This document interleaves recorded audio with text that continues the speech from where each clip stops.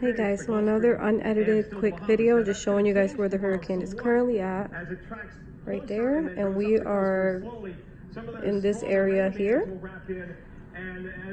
And just letting you guys know, we are uploading a vlog. We just filmed a vlog today and we're uploading that tomorrow, and we're gonna be vlogging the entire time of the hurricane if possible and after. So please subscribe and stay tuned for all my updates.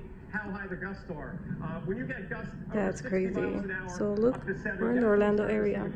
Power outages, and we start to see some minor structural damage, and that's exactly what they have. So this is currently what's going on. Because it came up from Haiti from the south. This is coming in slowly from. And that, when they say the track, that's just the eye. You still have the outer area, which still has a lot of strong winds. After high tide, all the way into the dune.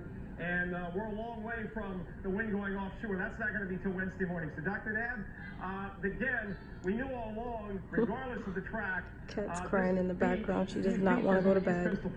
But Daddy told her it's time to go to bed because Mommy says so. Regardless of how strong the winds are and how much rain we get from Dorian. Yeah, the immediate coastal areas from where you are and all the way up to the Carolinas are at a minimum going to receive the waves and some storm surge. Yeah, that storm is stationary. Literally has not moved from there.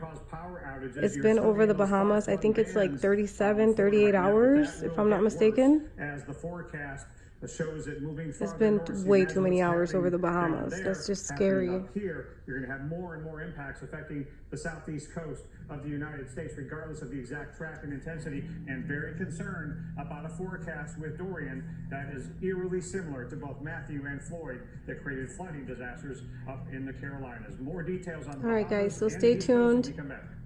I will be updating everything. Like I said, tomorrow we have one video coming, and then there's gonna be much more videos. So see you guys on the next one. You have no lights, no refrigeration.